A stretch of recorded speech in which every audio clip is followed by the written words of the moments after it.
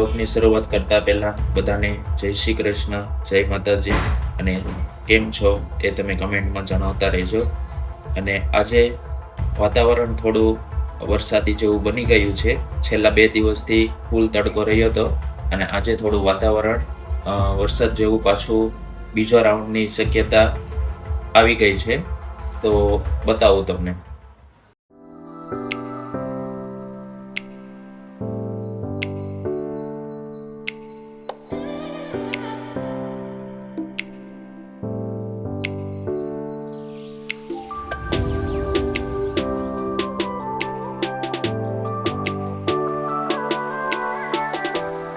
પાંચ મેડમ ઓફિસે જાવ હા જવું પડશે જાવું તો પડે જ ને, કઈ ઘરે થોડું રહેવાય છે કઈ. હે હા આ તો જઈ આવો જાવ ઓફિસે જઈ રહ્યા છે બંને. આવજો. જય શ્રી કૃષ્ણ, જય માતાજી.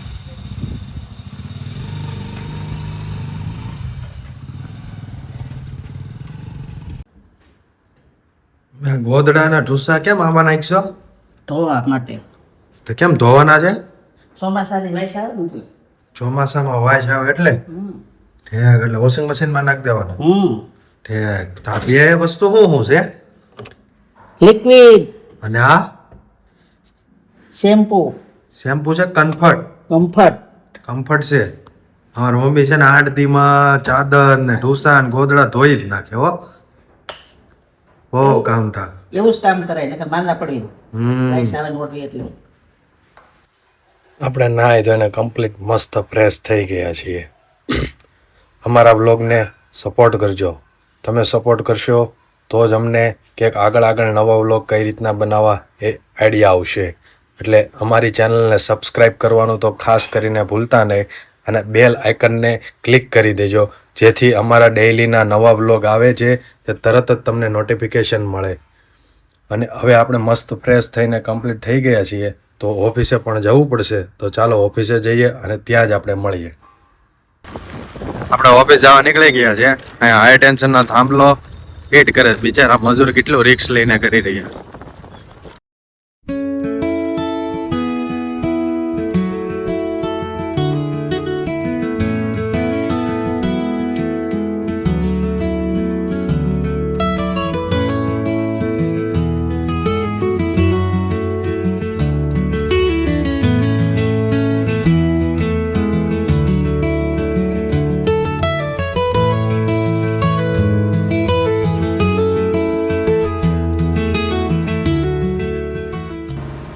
આ અમારું ઓફિસનું બેઝમેન્ટ છે.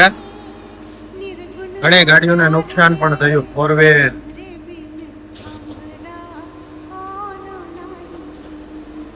જુઓ તમે.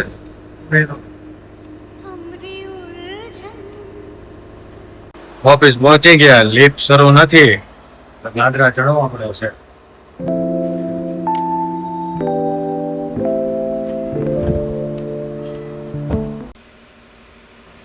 આપણે ઓફિસે પહોંચી ગયા છીએ. માતાજીના દર્શન કરીને આપણે ઓફિસે બેસી ગયા છીએ.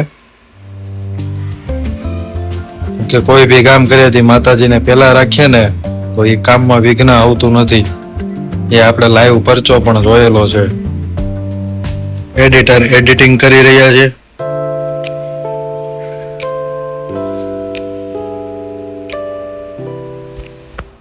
તમારા વ્લોગ સારા લાગે તો સબસ્ક્રાઇબ, શેર અને લાઈક કરવાનું ખાસ કરીને ભૂલતા નહીં.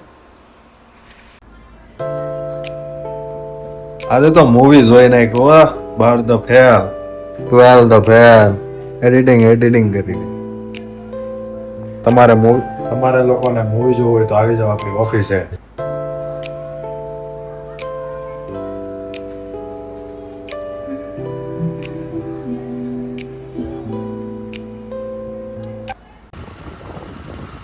આપણે ઓફિસથી ઘરે જ આવી રહ્યા છીએ.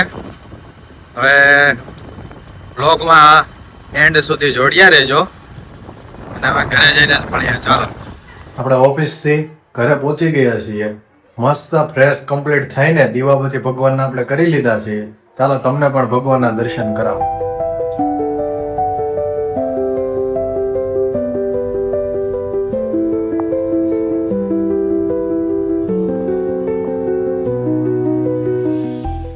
મિત્રો આજે હું તમને છે ને મારી પહેલી રમનો હોલ છે ને એનો વ્યૂ બતાવું. ચાલો તમને.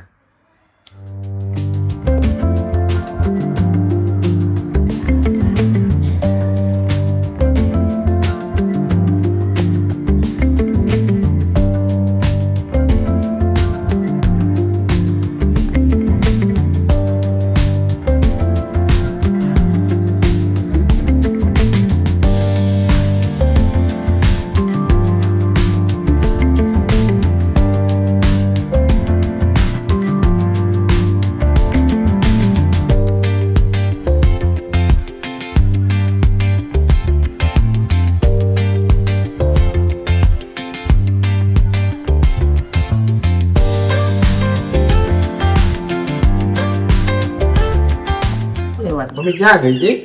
ઈ છે હા, એટલું બધું લસણ ને ક્યાં કંઈક બનાવશે રસોઈ, શું બનાવવાનું છે અત્યારે? જે જમવાનું હોય ખાવું હોય ઈ બનાવશે. એટલે તારા મતે તે કઈ વિચાર્યું કે વિચાર્યું જ નથી? હજી હું વિચાર બધા આવે પછી વિચારાય ને. મમ્મી તમે તો એમ કહેતા હતા ને કે બધા આવે પછી આપણે વિચારીને રસોઈ લેશું જે શું બનાવવાનું એ. માનસી સાથે મારી વાત થઈ ગઈ છે. શેઝવાન રાઈસ ટમેટાની ચટણી બનાવવાની છે.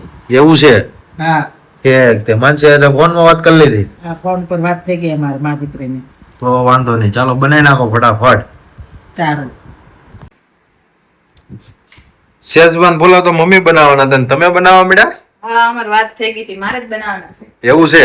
હા, તે કેટલી વાર લાગશે બનાવવામાં? હજી વાર લાગશે થોડી. ટેસ્ટી બનશે ને?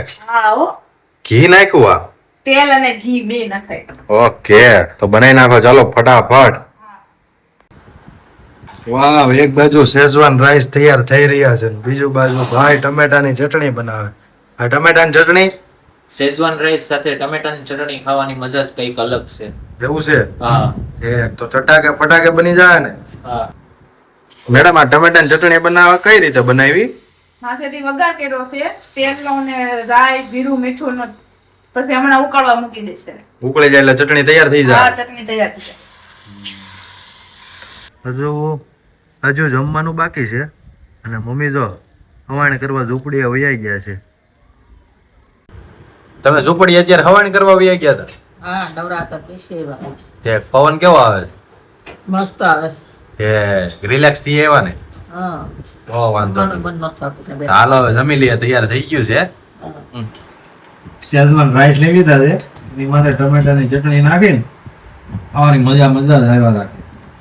અમારા મેડમ જો બાજુમાં ઢોકળા આવ્યા ને, મેડમ ઢોકળા ખાય છે. બહુ ઢોકળા, અમારે ઢોકળા ફેવરેટ. રોજ દેશો રોજ ખાવાના. આજે જમવામાં મારા પપ્પા કેમ નથી દેખાતા મમ્મી? એટલે કારખાને ભજીયાનો પ્રોગ્રામ છે. ઠીક, એવું છે? હા, તો ભજીયા ખાઈને ઘરે આવવાના છે? જમીન આવવાના છે. એવું છે? અમારી ચેનલ નાની છે, સબસ્ક્રાઇબ વાર નહીં લાગે, સબસ્ક્રાઇબ કરો.